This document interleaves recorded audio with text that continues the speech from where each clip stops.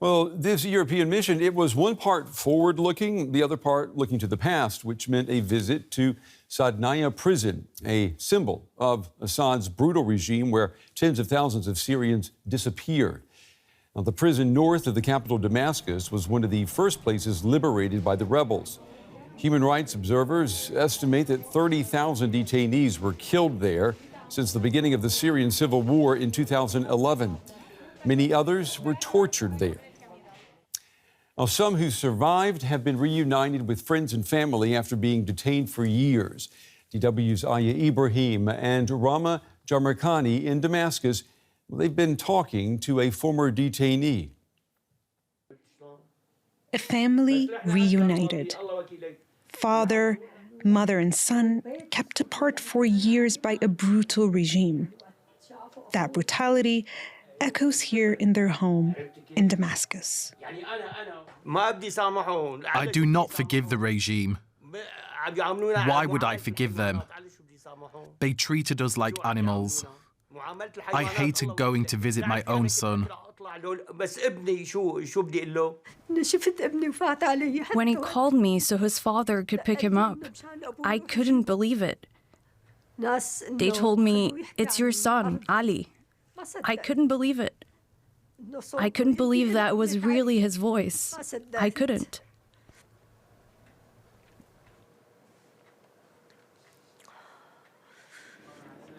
Bashar al-Assad's authorities arrested Ali for deserting the Syrian army, he tells us. They accused him of terrorism, he says, because he refused to attack fellow citizens. I couldn't do it. Syrians are my brothers. We're one people. The regime wanted me to stay with them and kill my people or be accused of what they accused me of. I left the regime when I saw what it was doing to the people. What did they do? They were asking for freedom. Some in the military shot back, some didn't. I left because they forced me to beat and arrest people. I didn't want to do that. My crime is that I walked away. For that, they sentenced Ali to 20 years in the notorious Sednaya prison. He tells us they tortured him to the point where he wanted to die. When in December, rebels overthrew the Assad regime, they opened the prison and freed those inside. We heard the sound of gunfire. We thought the army had come in to kill us. We started hiding and moving away from the door. Suddenly the door opened. They said, "God is great. Bashar al-Assad has fallen and you're free." Elsewhere in Damascus, at a hospital morgue, Syrians gather looking for traces of loved ones who will not come home. He was arrested in 2017 and hasn't appeared yet. When we asked about him, they say they don't have him. They don't tell us if he's in prison. Nothing. We're waiting for him to come up. This is the last photo of him. He got himself a passport and wanted to flee, but somebody reported him. Isn't it a shame she was just 35, without children, no family? As Ali starts his new life in the new Syria, he knows that he's lucky. He says he wants justice for those who did not have his good fortune. Well, I'm joined tonight by Joseph Braude. He's the founder and president of the Center for Peace Communications. Their team in Syria was among the first people to gain access to Sednaya Prison after the fall of the Assad regime. Mr. Braude, it's good to have you with us. Can you explain perhaps how Syria's ousted President Bashar al-Assad used Sednaya Prison and others like it to prop up his regime? Sednaya Prison was the crown jewel of a broader system of torture, mass execution, and interrogation. That together detained about 1.3 million people. of whom at least 20% died in prison. And so it was one of the most, it was a heinous symbol of the oppression of the regime and the most important of the prisons. How did your team gain access to Sednaya Prison after Assad fled Syria? Well, our team was there to document the liberation of the prison and to gather testimony from people, both inmates as they were being freed and families as they were searching for loved ones or traces of loved ones. We made a sincere approach to the new authorities and asked for permission to film. And we navigated 50,000 people who were there to find the remnants of their loved ones, or their loved ones alive if possible. We were there for about 4 days after the liberation of the prison. Can you describe what your team found at the prison? We found a crematorium.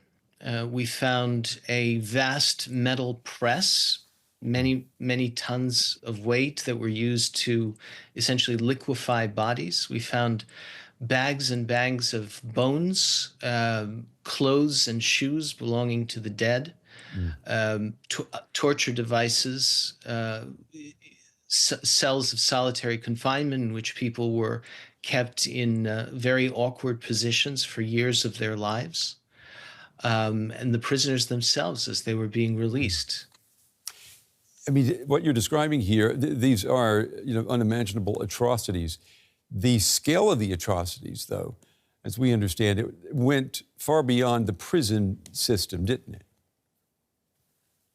Indeed. First of all, the 1.3 million who passed through these prisons from 2011 until just a few weeks ago are a part of a larger number of victims, right? So over 500,000 people are believed to have been killed at the hands of Assad and his allies, in addition to which, of course, millions were displaced. We are also at the scene of mass graves today, which are being uncovered in Al-Qutayfa, east of Damascus and elsewhere, which are constantly revealing new evidence of atrocities, it seems, on a scale that might have been larger than was once thought. And what about the Syrians responsible for the atrocities under Assad? What's being done to identify them and to bring them to justice? Well, the elites of the regime, some of them went to Russia with Assad himself. Others made their way to Iraq and Lebanon. The rank and file who served in the prisons, many of them went back to the Alawite countryside in the coastal areas where they're from, and folded into the population. Earlier today, someone who was nicknamed Azrael Sednaya, one of the torturers of Sednaya Prison, was arrested by the new authorities. And so there's a whole discussion now about his fate. But a lot of people simply sort of folded into their, ethnic communities, and it's not clear whether they will be arrested in the future. And I'm wondering, too, I know that the situation is delicate and complicated at the moment, but the people who are in charge now, I'm thinking of HTS, what is your sense from them? Are they committed to bringing people to justice and finding people and holding them accountable for the atrocities under the Assad regime? They have said that they are committed to doing that. They also say that they're committed to some kind of a process of national reconciliation for the country. So the question of whether, this is the carnage and mass killing of the regime is certainly of a scale and magnitude that brings the question of precedents for national reconciliation to mind, the South African model, for example. And will there be a process in which some kind of amnesty is granted to regime stalwarts who acknowledge their wrongdoing as part of an effort to foster national healing and a path to a representative government. These are things that are yet to be worked out. But there is undoubtedly massive demand for justice. And so there is a lot of pressure on this government to find, arrest, and bring to trial stalwarts of this system of mass killing. Yeah, what you are describing, it takes a tremendous amount of national energy, takes a tremendous level of national maturity, if you will, of the state. How confident are you that we're going to see that in Syria in the foreseeable future? Well, one can reliably say that the challenges are formidable, and that even the most mature and effective new government will find it extremely difficult to navigate the pressures of the population, its demand for justice, at the same time the challenge of building popular support for a new system that crosses sectarian lines. So it's unclear. I mean, it's also evident that this new government is manifesting a lot of cleverness and wisdom in terms of the messages that it has been sending, both domestically and internationally, which have some find surprising or pleasantly surprising. But it's anybody's guess how some of these very difficult decisions will be navigated by the new leadership. Well, we will definitely be following your work and following the developments inside this new Syria. Mr. Joseph Braude with the Center for Peace Communications in New York, we appreciate your time on this Friday. Thank you. My pleasure. Thank you. Much to discuss now with Omar Alshogre, a human rights advocate with the Syrian Emergency Task Force. He himself spent 3 years in Syrian prisons before being smuggled out of the country. Welcome back to DW. I want to ask you first later about the high-level meetings in Damascus that are taking place today. But we have just heard that report about a political prisoner who was feeling lucky to have been set free thanks to the regime change. That must have brought mixed emotions for you. It's beautiful. It's very beautiful to see the videos, the photos, and to hear the stories of the people who've been liberated, free to run to their homes, to their families. It's amazing. And at the same time, it's sad. It's sad because a lot of families, mothers, fathers, family members have to accept that their beloved ones will never return to them. Over 120,000 people who were expected to be released are not found. And from my time in prison, I can tell you those people are unfortunately dead. And they either their bodies were burned or put in mass graves. So it's beautiful to see some people surviving, and it's a sad reality that Syria has to accept. We lost a lot of innocent people. Is the transitional government doing enough to help those who are still looking for their missing family members? The Assad regime has made sure that there is no clear records of the people who are dead and where they are placed, considering the fact that the regime has been using mass graves for so many years. It's going to be challenging. No transitional government or no government after that will be able to find enough evidence about the ones who died and the ones who made out due to the high number of political prisoners who've been put in Syria. I think over the years, at least over 1 million Syrians have been put into these prisons in and out, and many of them have died under torture. It's challenging. It's a very challenging thing to keep track of and to make sure that you document everything, considering that most of those bodies are either burned in crematoriums or are in mass graves, as in hundreds of thousands. So it won't be easy to accomplish. I'd like to turn now to the visit of foreign ministers from Germany and France to Damascus today. What would you like to hear Germany's Annalena Baerbock say to Ahmed al-Sharaa? Well, firstly, this visit to Sednaya Prison is 13 years too late, but it's still good. I'm very happy that now the governments from around the world are sending their representative to speak to Syrians on the ground. The fall of the Syrian regime is our closest chance to freedom and democracy. It's a very sensitive time we are in today, but we are closer to freedom and democracy than we ever been in Syria. And while we need to make sure that the transition in Syria is smooth, it's going to be a challenging phase for Syrians and for the leadership in position right now.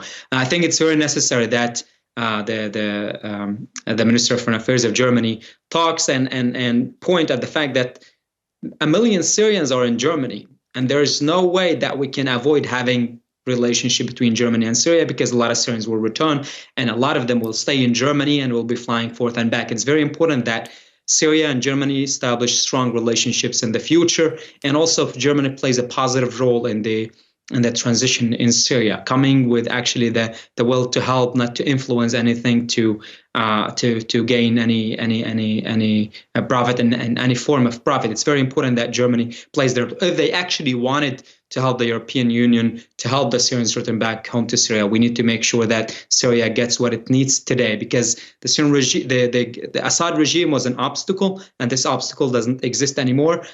Despite of what we think about the current transitional government in Syria, they open to media, they open to countries from around the world, sending their ambassadors and representatives to talk about the future of Syria. And I think there's an appetite for Syrians for change, and they will not accept anything less than what they deserve, and what they deserve is freedom and democracy.